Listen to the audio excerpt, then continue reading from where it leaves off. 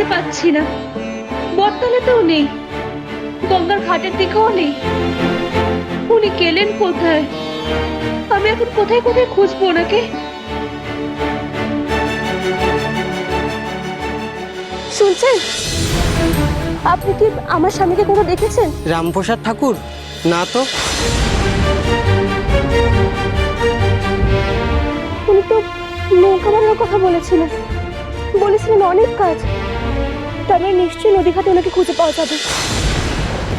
তো কোন ঘাট, কোথায় খুঁজবো আমি তো কিছুই বুঝে উঠতে পারছি না।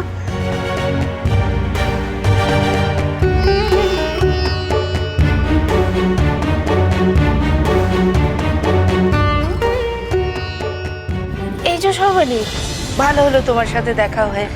আচ্ছা, আপনারা কি আমার স্বামীকে কোথাও দেখেছেন? ওই কথাই তো বলছি গো, তার বুঝি মাথা খারাপ হয়ে গেছে ওই দুঃখীরামের পাল্লায় পড়ে। কি? কেন, মানে উনি কোথায়? ওই তো সামনে গঙ্গার ঘাটে, যাও গিয়ে দেখো কি সব করছেন উনি।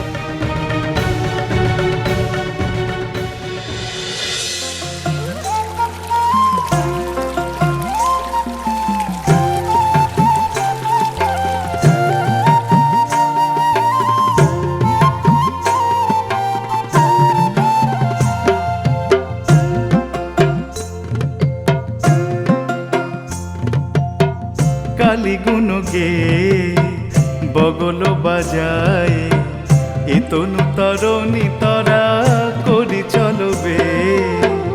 কালী গুণ গে বগল বাজায়, এ তনু তরণী তরা করি চলবে।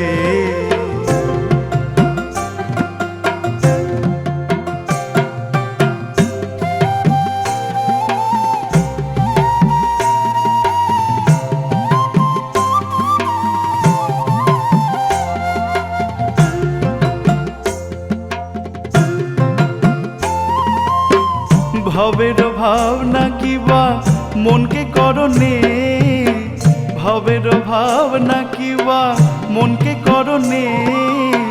দক্ষিণ বাতাস মূল পৃষ্ঠদেশে অনুকূল, দক্ষিণ বাতাস মূল পৃষ্ঠদেশে অনুকূল। কাল রবেছে কালী গুণ গে বগল বাজায়, এ তনু তরণী তরা করি চলবে।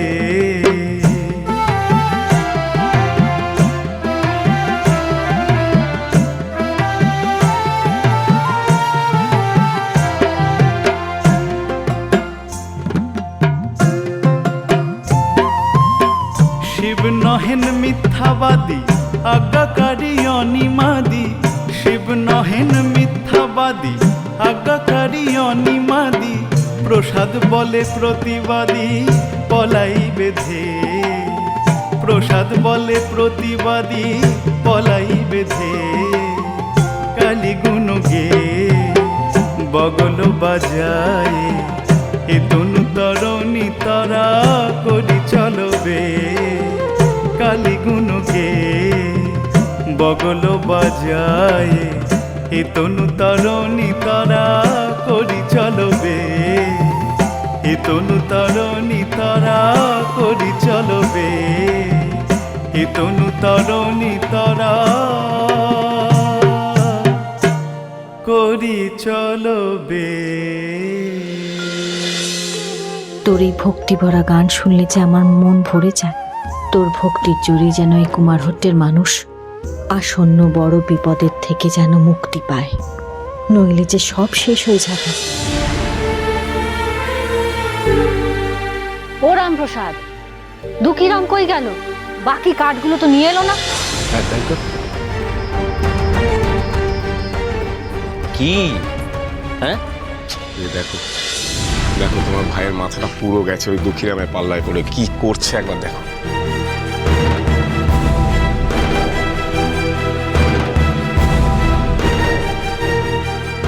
কি আশ্চর্য! নিধি নিধি, ওর মাথার চিকিৎসা করা, হাওয়ায় নৌকো বানাচ্ছে। এরপর তো মানুষজনকে কামড়ে দেবে।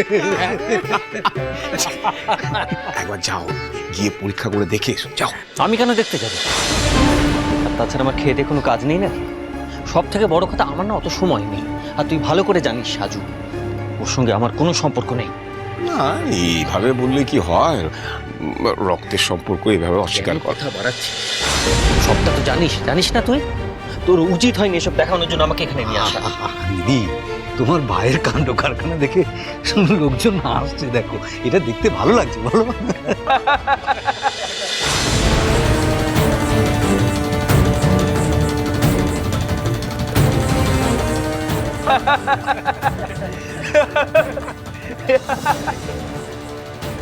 হে ভগবান, এখানে তো পরিস্থিতি জটিল মনে হচ্ছে। আগেই বলেছিলাম ওই ম্যা করাটা কাল হয়েছে। কোনো কিছুই বেশি ভালো। তারপর আবার ওই দুঃখীরামের পাল্লায় পড়েছে। এখানে কারো মাথা খারাপ হয়নি শ্রীমন্ত মশাই, না আমার হয়েছে না ওই দুঃখীরামের হয়েছে। বরং দুঃখীরাম যা বলছে তাই তোমরা শোনো, নাহলে সত্যি কিন্তু তোমরা সবাই ভেসে যাবে। এই কুমার হট্টে কেউ বাঁচবে না। তুই কি চোখে দেখিস না? দেখতে পাচ্ছিস না তোকে নিয়ে সবাই মজা করছে? তোর কাজ দেখে সবাই হাসছে, দেখতে পাচ্ছিস না?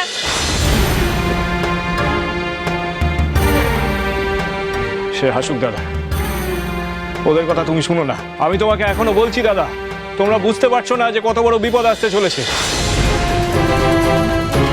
বরং এদিকে এসো, এই নৌকো বানানোর কাজে হাত লাগাও। যত তাড়াতাড়ি নৌকোটা বানিয়ে উঠতে পারবো তত আমাদেরই মঙ্গল।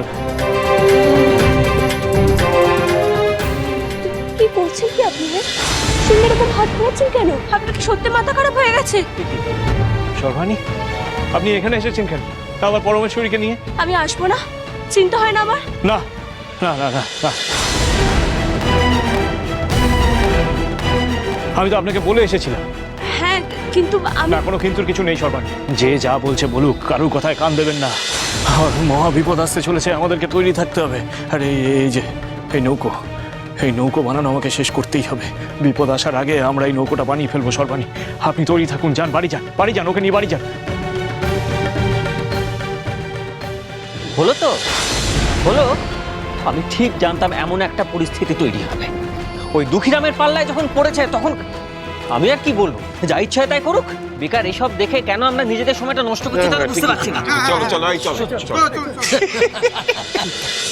এখন এই মানুষগুলো তোর কথা বিশ্বাস করছে না রামপ্রসাদ, কিন্তু খুব তাড়াতাড়ি ওদের যে তোর কথা বিশ্বাস করতেই হবে।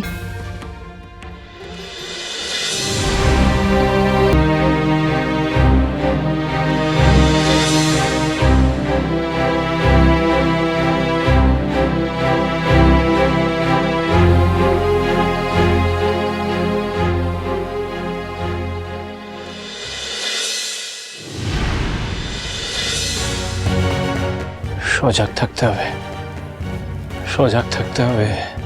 কখন যে মেঘ এসে চারপাশ ছেয়ে ফেলবে তা কে জানে। খাবার যে জড়িয়ে যাচ্ছে। বান আসবে, বান এসে সবকিছু ভাসিয়ে নিয়ে যেতে পারে।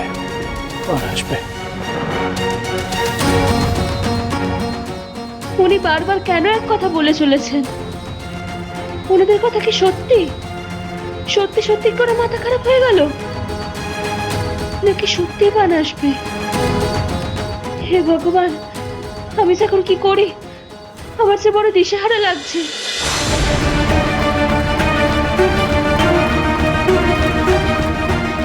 বান আসবে, যখন তখন বান আসতে পারে। কি হলো? খাবারটা খেয়ে নিন, অনেকক্ষণ ধরে তো খাবার নিয়ে বসে আছেন। ও, খাবার না? কি হলো? হ্যাঁ, দেখি আমি হাতটা। মা, আপনার হাতে এত বড় ফোসকা পড়লো কি করে? ও মা, ফোসকা পড়বে না?